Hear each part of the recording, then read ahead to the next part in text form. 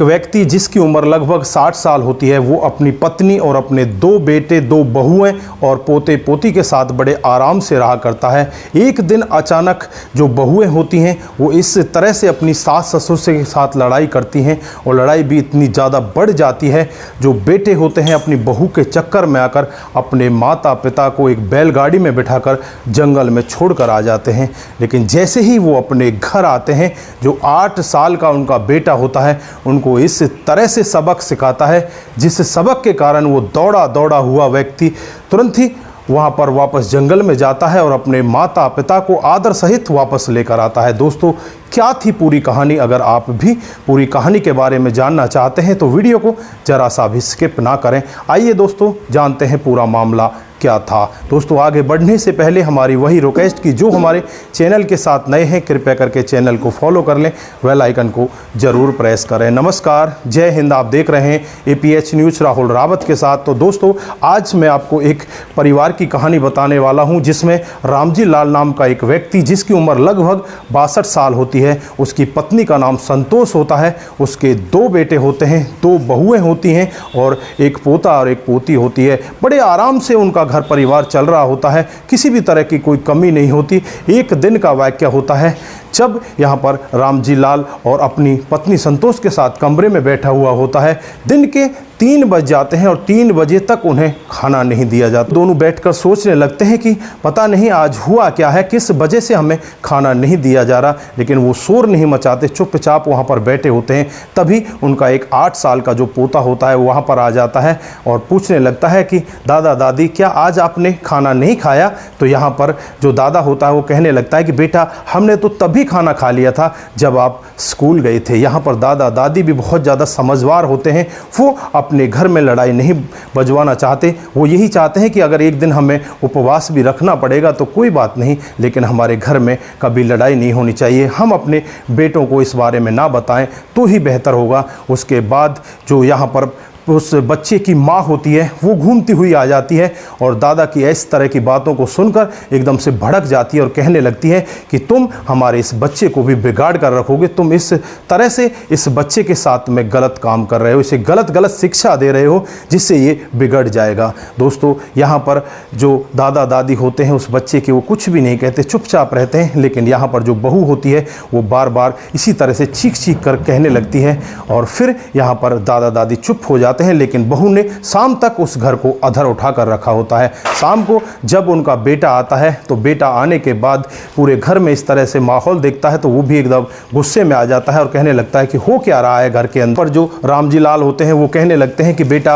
आज हमारी बहू ने हमें खाना भी नहीं दिया और इस तरह से हमारे ऊपर चिल्ला रही है। 3 बजे तक हमने इनका इंतजार किया। 3 बजे जब ये छोटा सा बच्चा 8 साल का आता है, ये पूछने लगता है तो हमने तो यही कहा था कि हमने सुबह ही जल्दी खाना खा लिया। लेकिन यहाँ पर भी बहू भड़क जाती है।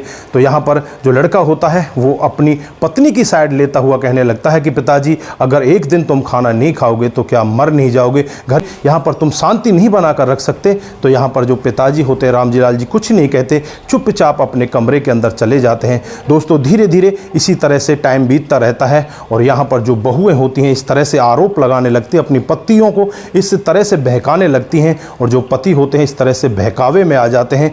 वो एक ऐसा गलत निर्णय लेने की सोचने लगते हैं कि माता पिता को किसी दिन जंगल में छोड़कर आ जाना चाहिए। दोस्तों, होता भी कुछ ऐसा ही है। सोमवार की सुबह करीब 3:30 पौने 4 बजे का वक्त रहा होगा जब यहाँ पर बड़े वाला बेटा उठता है और उठकर अपने माता पिता से कहने लगता है कि आज मैं आपको जंगल में कुछ सैर करा कर लाता हूँ, कहीं घुमा कर लेकर आता हूँ। तो माता पिता कहते हैं कि ठीक है बेटा, आज हमें आप घुमा लाइए। फिर एक बैलगाड़ी में अपने माता पिता को बिठाता है और उन्हें जंगल के अंदर ले जाता है। जंगल में बहुत ज़्यादा गहराइयों में पहुंच जाता है और वहां जाकर कहने लगता है कि अभी मैं थोड़ी देर में वापस आता हूं, आप यहीं पर बैठिए। अब माता पिता कहने लगते हैं कि हम आपको यहीं पर बैठे मिलेंगे, चाहे हम जिंदे हों चाहे मर जाएं, लेकिन हम यहाँ से कहीं भी नहीं जाएंगे, हम यहीं पर आपको बैठे मिलेंगे।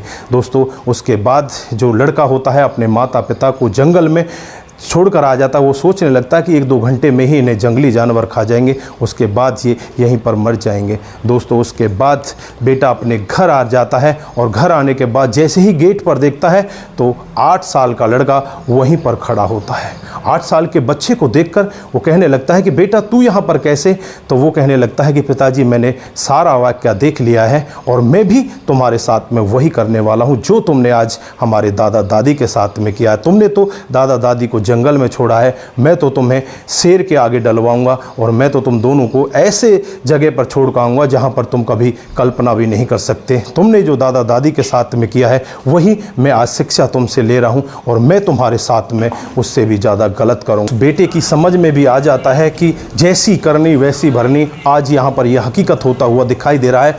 आज तूने अपने माता पिता के साथ ऐसा गलत काम किया है, कल तेरा बेटा तेरे साथ ऐसा ही गलत काम करेगा। ये तो खुद आज कह रहा है। उसके बाद उस बेटे को अंदर घर के छोड़ के वापस तुरंत ही उस बैलगाड़ी को लेता है, तुरंत ही जंगल में चला जाता है और जंगल में जाने के बाद अपने माता पिता के चरणों में जाकर गिर जाता है। वहाँ पर वो माता पिता बैठे होते हैं और माता पिता से माफ़ी मांगने लगता है, कहने लगता है कि मुझे माफ़ कर दो, हमसे बहुत बड़ी गलती हुई है। यहाँ पर माता पिता भी इतने दयालु होते हैं, बिना कुछ देरी किए हुए अपने बेटे को माफ़ कर देते हैं और वापस अपने घर के लिए चल देते हैं। उसके बाद जो बहुएं होती हैं वो भी अपने सास ससुर का अच्छे से आदर करने लगती हैं। जो लड़का होता है वो भी अच्छे से अपने माता पिता का आदर करने लगता है। तो दोस्तों आप लोगों ने देखा एक छोटे से 8 साल के बच्चे के कारण एक पिता की समझ जो इतनी खराब हुई पड़ी थी वो किस तरह से बदल जाती है। दोस्तों ये हकीकत का वाक़या है। जैसा आप बीज बोओगे फसल वैसी ही काटोगे। आज अगर आप अपने माता पिता के साथ में गलत करते हो,